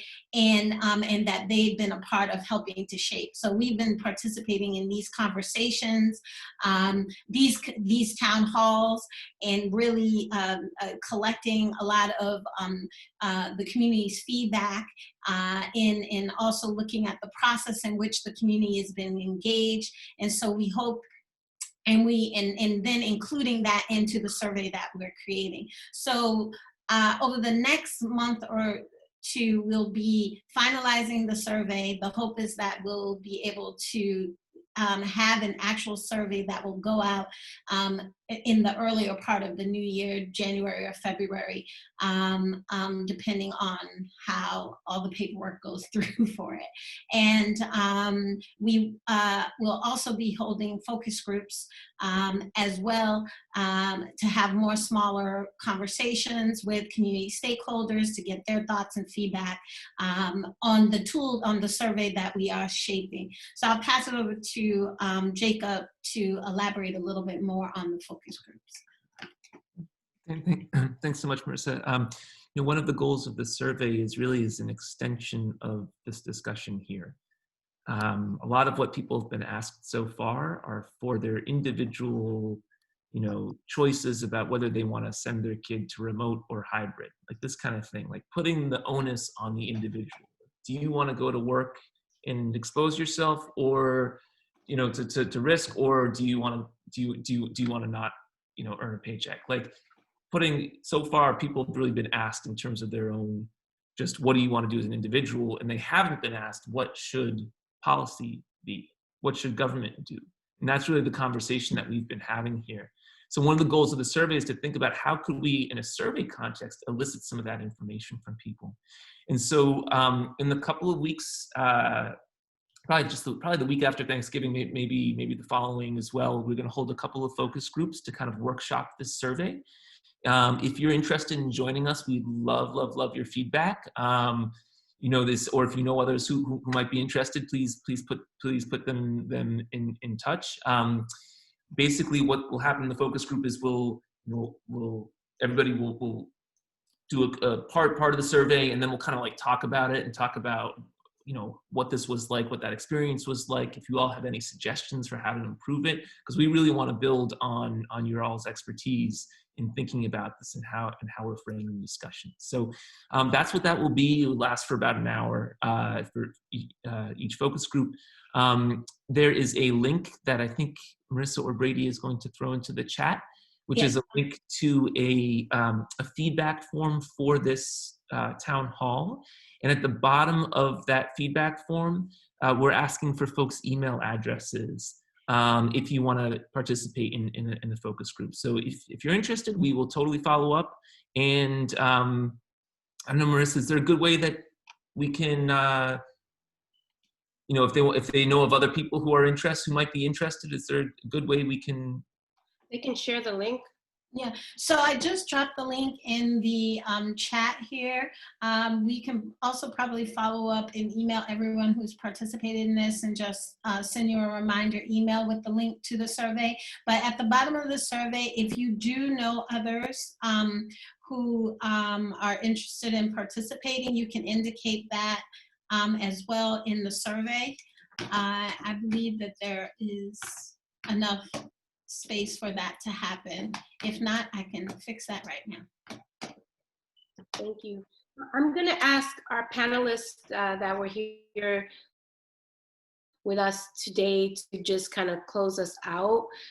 So we have very specific action steps in terms of the level of engagement and continuing to create space for voice to inform our thinking. So make sure that you share the link with your friends, get them to join us and to continue to inform us, because what we're doing is, we're building a movement here, y'all. We're about to take over. No, I'm just joking. We're about to really change the way we do business, and we need you all in that conversation with us. So please help us reach others. So I'm gonna ask our panelists to kind of just close us out with just a few things that they want us to think about as it relates to this conversation that we had today. So I'm gonna switch things up. I know, Dr. Mar, you think you're gonna be first, but you're not, sorry. I'm gonna move on to somebody else. I'm gonna have Ivan. I want you to go first, Ivan. I want to say that it's been a pleasure to be a part of this convening. Thank you, Councilor Mejia, for your consistent leadership, bringing community voices and perspectives to the table. So many people think that representation and diversity is like taking away seats at the table, or seats. And now as we approach Thanksgiving, and there's always room at the table for more. And I think that same spirit applies to more room for families in need. We need to make more room for students, more room for small businesses. And a lot of that means concrete resources coming from the local government, the state government, the federal government. And it also means providing family wraparound support instead of a patchwork or a quilt of things that they have access to. Access to COVID testing, critical. Access to unemployment benefits, critical. Housing, emergency rental assistance, critical. But we need to stop taking a look at these things piecemeal and really think about what the social safety net looks like. And so I appreciate that you bring your lived experience to the table and lift others as we have these meaningful conversations. And it's been a pleasure to do it with so many doctors and community advocates and leaders. And Kamani, when you graduate from law school a few years from now, look us up, because you have a bright future ahead.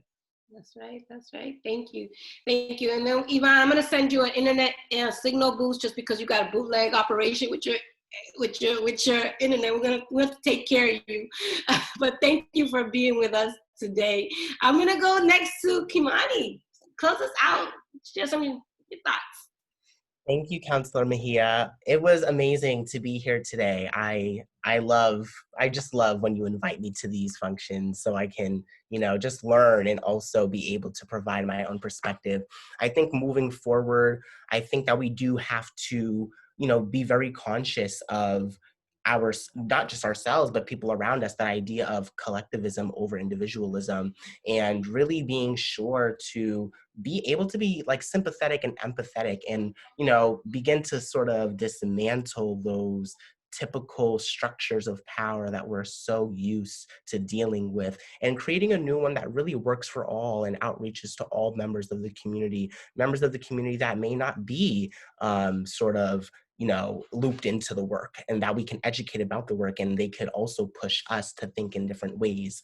And I think that me being the student representative on the school committee and working with so many great community advocates and just learning so much, I will continue to push school committee members and district leaders to really achieve those goals, and really be sure that we're listening to all members of our community, and that we're being progressive in thought and in policy. So I look forward to continuing these discussions. It's my last year here in Boston and, in school, but I really do think that, the conversation and the work is forever going, and I'm very excited to be in it. Thank you so much. I'm gonna go, I think we lost Lisa. I don't see her here, but if Lisa is in the house, I'm gonna go next to Dr. Martin. You now have the floor. Thank you. For once, I'll be brief. I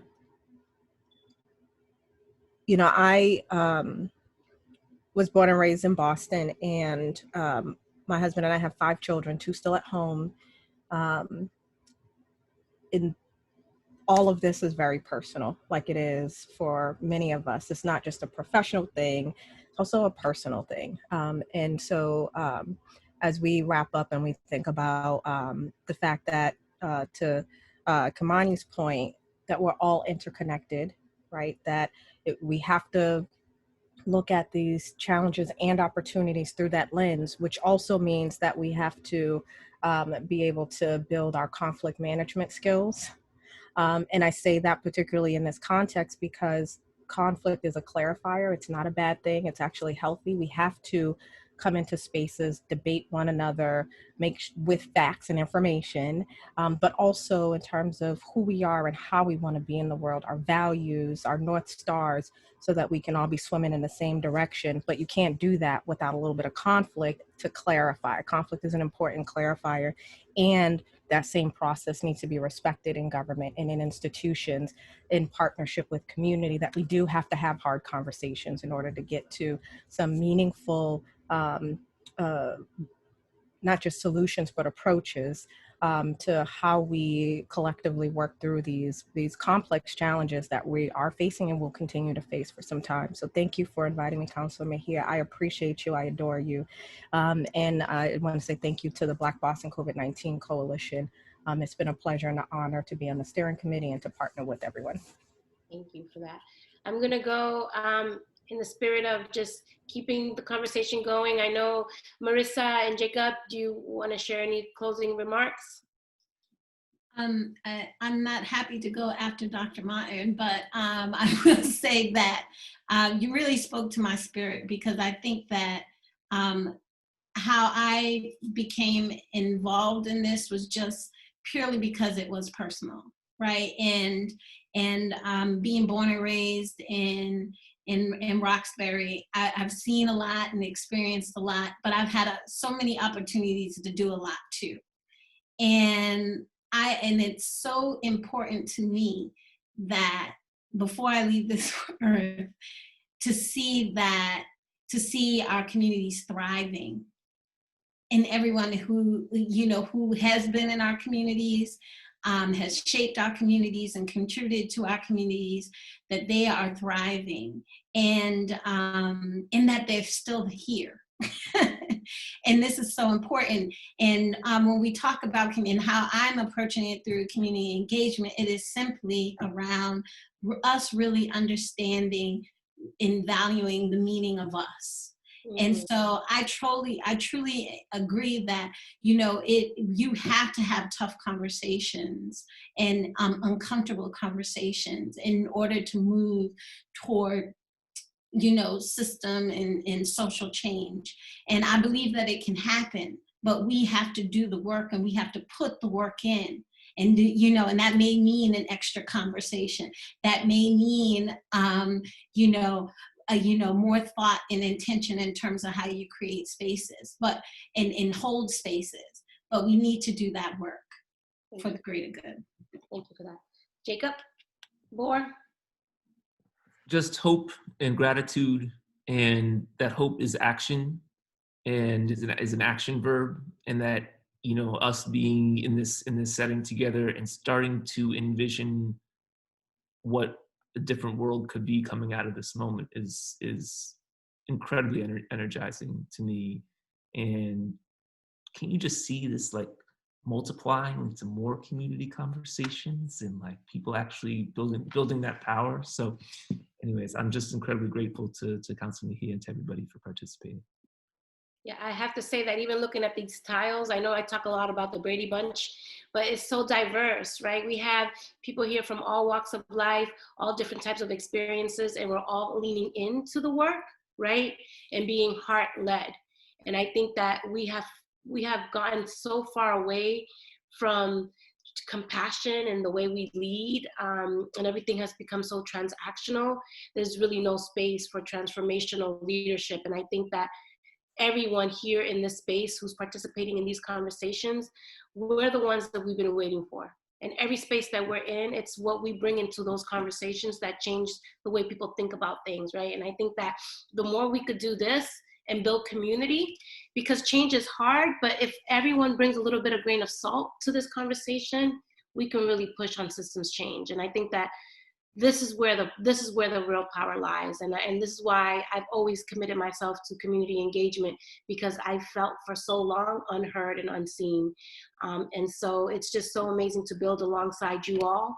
I know that this holiday season is going to be really difficult for a lot of folks. I just really want to name the fact that because of COVID, so many folks are not going to have the opportunity to share a meal with their loved ones, that we've lost people to violence here in the city of Boston, pre-COVID, and even now so more so during COVID.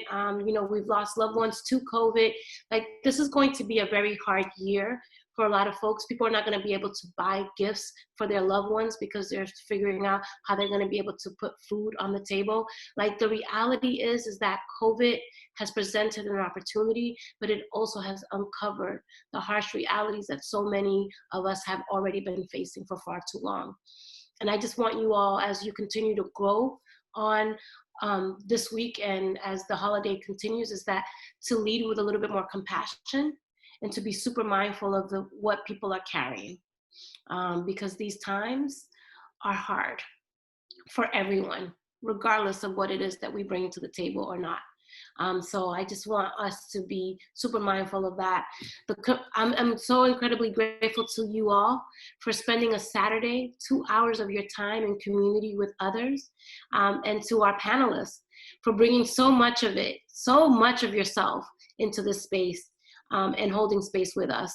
I'm deeply grateful to you all for your continued partnership in all of this, and I look forward to not having a conversation about the conversation, but what we learn in this space and taking the conversation to the next level. And in community with you all, I love you all.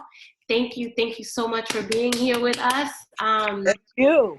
Yes, and this is it. We finished at 2:04, y'all.